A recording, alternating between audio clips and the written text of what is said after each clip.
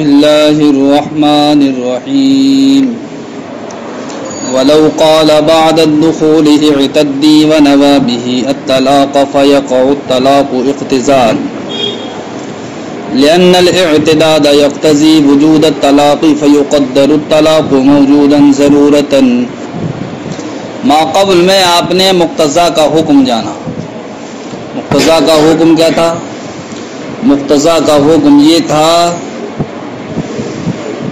کہ مقتضا بطریق ضرورت ثابت ہوتا ہے، کہ مقتضا بطریق ضرورت ثابت ہوتا ہے، اور جو چیز بطریق ضرورت ثابت ہوتی ہے وہ ضرورت تک ہی محدود رہتی ہے.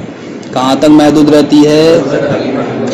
یعنی جتنی چیز کے ذریعے سے ضرورت پوری ہو جائے گی اب اس سے زائد شے مراد نہیں لی جا سکتی. یہ ہوتا ہے بقدر ضرورت کا مطلب. جتنی چیز کے ذریعے سے ضرورت متحقق ہو جائے گی اب اس سے زائد چیز ہم مراد نہیں لے سکتے. یہ تھا مقتضا کا حکم. اسی حکم پر ایک اور مسئلہ متفرع فرماتے ہیں مصنف علیہ الرحمہ. فرماتے ہیں اگر کسی انسان نے اپنی بیوی سے جمع کرنے کے بعد کیا کہا؟ اعتدی، تو شمار کر لے. کیا کر لے؟ تو شمار کر لے. اور جناب والا اعتدی سے اس نے طلاق کی نیت کر لی. تو اب بتائیے اس اعتدی کے ذریعے سے طلاق کا وقوع صحیح ہے یا نہیں؟ تو فرماتے ہیں مصنف علیہ الرحمہ اعتدی یہ ایسا صیغہ ہے جو طلاق کو چاہتا ہے. کائے کو چاہتا ہے؟ اس لیے کہ اپنی بیوی سے دخول کے بعد یہ کہنا کہ تو شمار کر، یہ اس بات کو چاہتا ہے کہ وہ طلاق دینا چاہ رہا ہے اپنی بیوی کو، تبھی تو وہ ایام عدت شمار کرے گی. تب اعتدی نے کس کو چاہا؟ بھائی طلاق کو چاہا. کائے کو چاہا؟ طلاق کو چاہا. تو اب اعتدی بنا مقتضی اور طلاق کیا بنا؟ مقتضا. طلاق کیا بنا؟ مقتضا کا حکم ابھی آپ نے کیا پڑھا؟ مقتضا کا حکم آپ نے یہ پڑھا کہ حکم کے مقتضا بطریق ضرورت ثابت ہوتا ہے. یعنی ضرورت کا مطلب کیا تھا؟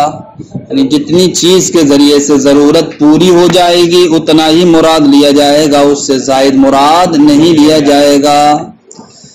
اب سوال یہ ہے کہ جب اعتدی کس کو چاہ رہا ہے؟ طلاق کو. تو اب طلاق یہاں پر متعین ہوگا یا نہیں ہوگا؟ یہ طلاق بطریق ضرورت یہاں پر کیا ہوگا؟ متعین ہوگا، یہ مقدر ہوگا یا مذکور ہوگا. تو طلاق اعتدی کی صورت میں بطریق ضرورت کیا ہوگا؟ یہاں پر متعین ہوگا. اب اگر کوئی انسان اس اعتدی کے ذریعے سے اپنی بیوی پر طلاق بائن واقع کرنا چاہے تو بتائیے طلاق بائن واقع ہو سکتی ہے یا نہیں؟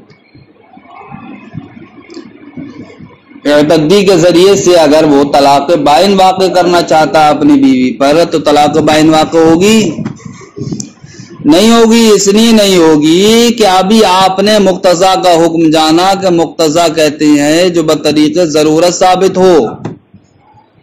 اب یہاں پر اگر ہم اعتدی کے ذریعے سے طلاق بائن واقع کریں تو ایک زائد امر ہو جائے گا. یہ وہ اس لیے کہ اعتدی کے ذریعے سے طلاق رجعی کا واقع ہونا تو طلاق رجعی کے ذریعے سے ہی ضرورت پوری ہو گئی. طلاق رجعی کے ذریعے سے ہی.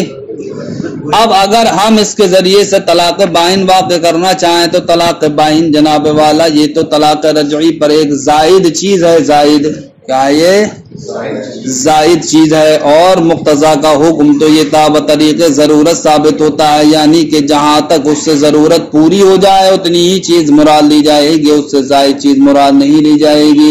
تب اعتدی کے ذریعے سے طلاق رجعی کے صورت میں ضرورت کیا ہو گئی؟ پوری ہو گئی. لہذا اب ہم طلاق بائن اس سے مراد نہیں لے سکتے. اس لیے اعتدی کے ذریعے سے مصنف فرماتے ہیں طلاق رجعی ہی واقع ہوگی، طلاق بائن واقع نہیں ہوگی.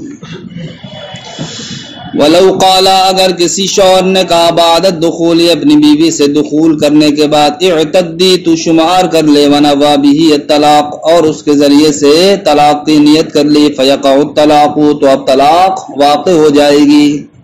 اقتضاء کس صورت میں واقع ہوگی؟ یہ بطریق اقتضاء کیوں؟ لأن الاعتداد یقتضی وجود الطلاق، اس لیے کہ اعتداد یعنی کہ شمار کرنا یہ وجود طلاق کو چاہتا ہے. فیقدر الطلاق موجودا ضرورتا، لہذا ایسی صورت میں طلاق جو موجود ہوگی بطریق ضرورت موجود ہوگی.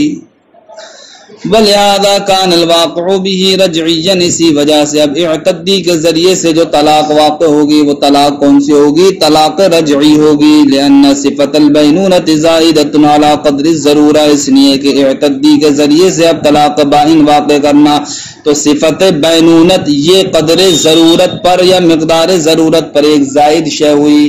صفت بینونت مقدار ضرورت پر ایک زائد شے ہوئی. کیوں؟ اس لیے کہ ضرورت تو طلاق رجعی سے جب پوری ہو گئی تو اب طلاق رجعی پر ایک زائد امر کیا ہے؟ طلاق بائن کا ہونا. تو جب ضرورت طلاق رجعی سے پوری ہو جا رہی ہے تو اب طلاق بائن واقع نہیں ہوگی. کیوں نہیں ہوگی؟ اس لیے نہیں ہوگی کہ یہاں پر اعتدی سے جو طلاق واقع ہوئی ہے وہ بطریق اقتضاء واقع ہوئی ہے، اور مقتضا کا حکم یہ ہے کہ وہ بطریق ضرورت ثابت ہوتا ہے، یعنی کہ ضرورت تک ہی محدود رہتا ہے.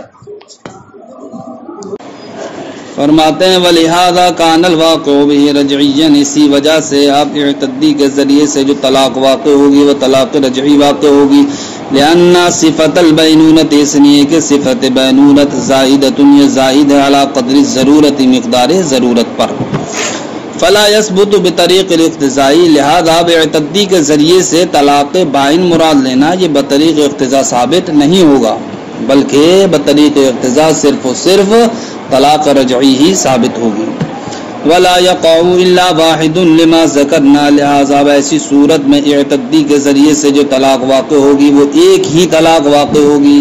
کون سی؟ ایک ہی طلاق، یعنی کہ طلاق رجعی واقع ہوگی. لما ذکرنا، اس کی وجہ سے جو ہم نے ذکر کیا. کیا ذکر کیا؟ وہ یہ ذکر کیا کہ جو چیز بطریق اقتضاء ثابت ہوتی ہے وہ ضرورت تک ہی محدود رہتی ہے، اور ضرورت جتنی چیز سے پوری ہو جائے تو اس سے زائد چیز مراد نہیں لی جاتی ہے. لہذا اب یہاں پر اعتدی کہنے کی صورت میں طلاق رجعی سے جب ضرورت پوری ہو گئی تو اب طلاق بائن واقع نہیں ہوگی. السلام علیکم.